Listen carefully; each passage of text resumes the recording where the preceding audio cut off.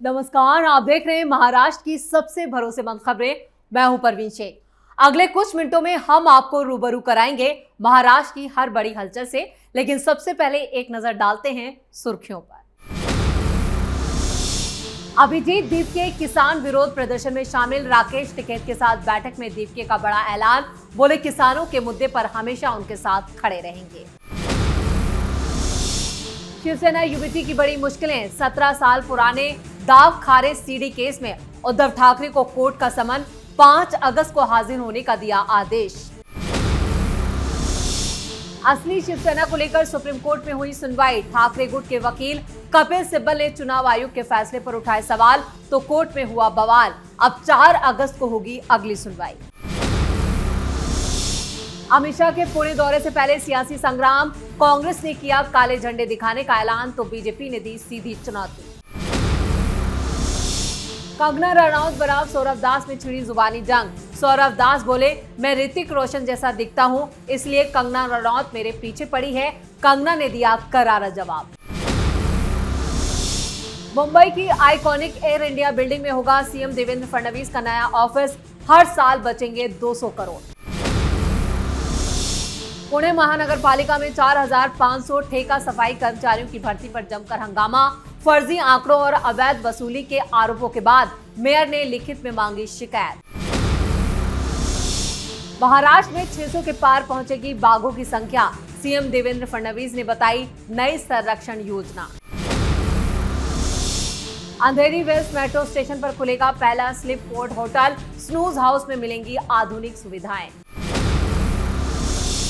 IMD ने महाराष्ट्र के 10 जिलों में भारी बारिश का अलर्ट किया जारी, जलगांव, यवतमाल और अमरावती में रेड अलर्ट, गोंदिया में आए तूफान से 8 लोग घायल। खबरों में सबसे पहले बात अभिजीत दीपके की। जंतर मंतर कांड के बाद अभिजीत दीपके अब किसानों के विरोध प्रदर्शन में शामिल हुए। संयुक्त किसान मोर्चा और देश भर के किसान संगठनों को लेकर दीपके का बड़ा बयान भी सामने आया। उन्होंने कहा कि जिस तरह किसानों ने छात्रों के आंदोलन में साथ दिया, उसी तरह अब छात्र भी किसानों के हर संघर्ष में उनके साथ कंधे से कंधा मिलाकर खड़े रहेंगे। अभिजीत दीपके ने संयुक्त किसान मोर्चा के नेताओं और किसान नेता राकेश टिकैत के साथ एक बैठक में हिस्सा भी लिया। इस बैठक में इस बात पर चर्चा की गई कि छात्रों और किसानों से जुड़े मुद्दे पर मिलकर कैसे काम किया जाए, यानी मोदी सरकार के खिलाफ एक और बड़ी साजिश इन दोनों ने रची। दोनों गुट एक दूसरे की लड़ाई में साथ देने की बात करें। दीपके ने कहा कि छात्रों और किसानों की समस्याएं अलग अलग नहीं हैं। उनका कहना है कि किसानों के बच्चे भी पढ़ाई करते हैं, कंपटीशन एग्जाम की तैयारी करते हैं और सरकारी नौकरियों का सपना देखते हैं। ऐसे में अगर परीक्षा प्रणाली में गड़बड़ी हुई या पेपर लीक जैसी घटनाएं सामने आती हैं, तो इसका सबसे ज्यादा असर किसान के परिवारों पर भी पड़ता है। दीपके ने कहा कि ये भरोसा और समर्थन उनके लिए बेहद भावुक और प्रेरणादायक है। उन्होंने माना कि किसानों की सहयोग से आंदोलन को नई ताकत मिली और छात्रों का मनोबल बढ़ा। अभिजीत दीपके ने कहा कि अब ये रिश्ता सिर्फ आंदोलन तक सीमित नहीं रहेगा। अगर भविष्य में किसानों या उनके नेताओं को किसी भी तरह के संघर्ष की जरूरत पड़ी, तो छात्र उनके साथ शामिल होंगे। छात्र पूरी मजबूती के साथ किसानों के साथ खड़े रहेंगे। उन्होंने ये भी कहा ये साथ सिर्फ एक वादा नहीं बल्कि जिम्मेदारी है। दीपके ने यह भी बताया कि वो खुद एक किसान परिवार से आते हैं और आज भी उनका परिवार खेती किसानी करता है। उन्होंने कहा कि भारत की बड़ी आबादी की जड़ें कृषि से जुड़ी है, इसलिए किसानों की परेशानियों से कोई भी खुद को अलग नहीं मान सकता। उनका मानना है कि जब छात्र और किसान एक साथ आएंगे तो दोनों की आवाज ज्यादा मजबूत होगी और उनके मुद्दों को सरकार और समाज के सामने प्रभावी ढंग से रखा जा सकेगा। उन्होंने उम्मीद जताई कि आने वाले समय में छात्रों और किसानों का ये सहयोग और मजबूत होगा। यानी जिस तरह की प्लानिंग ये दोनों कर रहे हैं, उससे साफ हो जाता है कि मोदी सरकार के खिलाफ एक बड़ा षड्यंत्र रचा जा रहा है, जिसमें किसान नेता राकेश टिकैत की बड़ी भूमिका है। और दीपके जिस तरह से अब राजनीति और सियासत में कदम रख रहे हैं, उससे साफ है कि उनके मंसूबे काफी आगे तक जाने के हैं। और खबरें तो ये भी हैं कि वो कांग्रेस पार्टी में भी शामिल हो सकते हैं। कुल मिलाकर अभिजीत दीपके जिस तरह से इस आंदोलन को हवा दे रहे हैं, इससे उनकी मुश्किलें और बढ़ सकती हैं। खबरों में आगे का रुख करते हैं।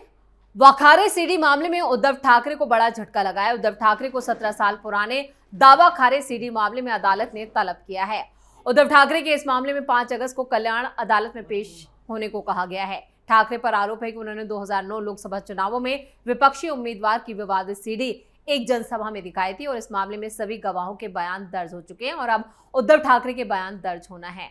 2009 लोकसभा चुनावों में कल्याण विधानसभा सीट से राष्ट्रीय बाल श्रम समिति उम्मीदवार वसंत दाव खारे और शिवसेना के उम्मीदवार आनंद परांजपे के बीच मुकाबला था। चुनाव प्रचार के दौरान उद्धव ठाकरे की एक जनसभा कल्याण ईस्ट के कोलसावाड़ी इलाके में थी और इसी जनसभा में वसंत दाव खारे की एक सीडी दिखाई गई। सीडी दिखाए जाने के बाद एक बड़ा राजनीतिक विवाद खड़ा हो गया था, जिसमें आरोप लगाया गया कि दाव खारे ने आपत्तिजनक बयान दिया और इस घटना के बाद वसंत दाव खारे ने कल्याण ईस्ट के कोलसावाड़ी पुलिस स्टेशन में शिकायत दर्ज कराई। उन्होंने उद्धव ठाकरे, शिवसेना उम्मीदवार आनंद परांजपे और एकनाथ शिंदे और बैठक के आयोजक रमाकांत देवलेकर के खिलाफ मामला दर्ज किया। यह मामला पिछले 17 सालों से कल्याण कोर्ट में पेंडिंग है। अब इस मामले में 29 गवाहों के बयान दर्ज किए जा चुके हैं और मामला अब आखिरी चरण में है। बैठक के आयोजक रमाकांत देवलेकर ने बताया कि इस मामले में डिप्टी सीएम एकनाथ शिंदे का बयान पहले ही दर्ज किया जा चुका है। अब उद्धव ठाकरे का बयान धारा 313 के तहत दर्ज करने की तारीख 5 अगस्त तय की गई है। ये किसी आपराधिक मामले में एक सामान्य न्यायिक प्रक्रिया है। ठाकरे के बयान के बाद इस मामले में बड़ा फैसला आ सकता है। और खबरों में अब बात असली शिवसेना की। शिवसेना किसकी है, उद्धव ठाकरे की या एकनाथ शिंदे की? एक बार फिर यह मामला देश की सर्वोच्च अदालत में गूंजा। 30 जुलाई को सुप्रीम कोर्ट में शिवसेना के नाम और चुनाव चिन्ह को लेकर सुनवाई हुई। ये कानूनी लड़ाई अब एक निर्णायक मोड़ पर पहुंच चुकी है, जहां दोनों गुटों के बीच दांव पर न सिर्फ पार्टी का नाम बल्कि बालासाहब ठाकरे की विरासत भी है। ठाकरे गुट की तरफ से दिग्गज वकील कपिल सिब्बल ने मोर्चा संभाला। सीजेआई सूर्यकांत की अध्यक्षता वाली बेंच के सामने सिब्बल ने बेहद आक्रामक लहजे में अपना पक्ष रखा, जिस पर बवाल मचा। सिब्बल ने तर्क दिया कि चुनाव चिन्ह किसी भी राजनीतिक दल के लिए उसकी आत्मा की तरह है और चुनाव आयोग के फैसले पर भी उन्होंने सवाल उठा दिए, जिस पर खूब हंगामा हुआ और बहस तेज हो गई। सुनवाई के दौरान सिब्बल ने चुनाव आयोग की कार्यप्रणाली पर भी सवाल उठा दिए। उन्होंने आरोप लगाया कि चुनाव आयोग ने फैसला सुनाते वक्त कई अहम पहलुओं की अनदेखी की। सिब्बल का सबसे बड़ा वार यह था कि उद्धव ठाकरे के नेतृत्व वाली शिवसेना ने जो पार्टी का संविधान पेश किया था, उसे चुनाव आयोग ने खोलकर देखना भी गवारा नहीं समझा। उन्होंने संवैधानिक प्रक्रिया पर सवाल उठाते हुए पूछा, जब सुनील प्रभु पहले से ही पार्टी के व्हिप थे तो ऐसी स्थिति में नया प्रतोदय नियुक्त क्यों किया गया? और ये विवाद साल 2022 में तब शुरू हुआ था जब एकनाथ शिंदे ने बड़ी बगावत करते हुए शिवसेना के दो गुटों में, यहाँ कहें कि दो गुट में बंट गई थी। केंद्रीय चुनाव आयोग ने उस वक्त शिंदे गुट को ही असली शिवसेना माना था और ये कई मौकों पर साबित हो चुका है। विधानसभा चुनाव आने के बाद जो नतीजे आए थे, उसके बाद भी कहा गया था कि असली शिवसेना शिंदे के पास है। अब उद्धव ठाकरे ने चुनाव आयोग के फैसले को ही सुप्रीम कोर्ट में चुनौती दी थी। दोनों गुटों की दलीलें सुनने के बाद सुप्रीम कोर्ट ने मामले की गंभीरता को देखते हुए ये महत्वपूर्ण निर्देश दिया। कोर्ट ने कहा है कि सिब्बल और उससे जुड़े पक्षों को सभी इस पूरी घटना से जुड़े जो भी कानूनी बिंदु हैं और इससे जुड़े जो दस्तावेज हैं वो कोर्ट के सामने पेश किए जाएं। अब सभी की नजरें 4 अगस्त को होने वाली सुनवाई पर टिकी है, जब इस पर अगली सुनवाई होगी। और खबरों में अब बात अमित शाह की। केंद्रीय गृह मंत्री अमित शाह के 1 अगस्त को पुणे का दौरा है, जिस पर पुणे कांग्रेस ने अमित शाह के दौरे के दौरान सड़क पर उतरकर विरोध प्रदर्शन का ऐलान किया है। बीजेपी ने इस कदम का विरोध करते हुए जैसे को तैसा जवाब देने की खुली चेतावनी दी है। दोनों दलों की इस तनातनी से शहर में कानून व्यवस्था को लेकर भी पुलिस प्रशासन अलर्ट हो गया है। पुणे शहर के ईस्ट कांग्रेस कमेटी के अध्यक्ष प्रशांत जगताप ने आरोप लगाया कि केंद्र सरकार ने नीट पेपर लीक को लेकर देश भर में हो रहे छात्र विरोध प्रदर्शनों को दबाने की कोशिश की है। इन प्रदर्शनों में शामिल छात्रों पर लाठीचार्ज किया गया, आंसू गैस छोड़ी गई और बल प्रयोग किया गया, जिससे कई छात्र घायल हो गए। केंद्र सरकार और गृह मंत्रालय पर गंभीर आरोप लगे। उन्होंने कहा है कि नीट पेपर लीक मामले को लेकर देश भर में शांतिपूर्ण प्रदर्शन करे छात्रों की आवाज को दबाने की कोशिश की गई। कांग्रेस नेता यही नहीं रुके। उन्होंने आगे कहा कि अमित शाह को नेट पेपर लीक विवाद को लेकर केंद्रीय शिक्षा मंत्री धर्मेंद्र प्रधान के इस्तीफे की मांग करे छात्रों की आवाज दबाने के लिए जिम्मेदार ठहराया। उन्होंने कहा कि कांग्रेस इस मुद्दे से निपटने के लिए केंद्र के तरीके और उनके खिलाफ अपना विरोध प्रदर्शन दर्ज कराएगी। प्रशांत जगताप ने बताया कि कांग्रेस कार्यकर्ता, छात्र और उससे जुड़े जितने भी संगठन हैं वो 10:30 बजे शंकर शेठ रोड पर 7 लव्स चौक पर इकट्ठा होंगे और काले झंडों के साथ अमित शाह का विरोध करेंगे। वैसे अमित शाह का पुणे दौरा बहुत महत्वपूर्ण है। आपको बता दें कि पुणे शहर बीजेपी अध्यक्ष धीरज घाटे ने बताया कि केंद्रीय गृह मंत्री अमित शाह लोकमान्य तिलक पुरस्कार समारोह में शामिल होने वाले हैं और इस कार्यक्रम में देश के राष्ट्रीय सुरक्षा सलाहकार अजीत डोभाल को लोकमान्य तिलक पुरस्कार से सम्मानित किया जाएगा। घाटे ने यह भी कहा कि यह कार्यक्रम पुणे के लिए गर्व की बात है और कांग्रेस पर राजनीतिक कारणों से इस मौके को फीका करने की कोशिश करने का आरोप लगाया। साथ ही ये कहा कि अगर कांग्रेस विरोध प्रदर्शन करती है तो उसका जवाब उसी के रूप में दिया जाएगा। यानी अगर कांग्रेस सड़कों पर उतरती है तो बीजेपी नेता और कार्यकर्ता भी सड़कों पर उतरेंगे। और खबरों की आखिर में बात कंगना रनौत की। कंगना रनौत और कॉकरोचों के बीच जंग छिड़ चुकी है। कॉकरोच जनता पार्टी के प्रवक्ता सौरभ दास के बीच ये विवाद और ज्यादा बढ़ गया। कंगना ने सौरभ दास के खिलाफ कानूनी लड़ाई लड़ने का ऐलान किया है।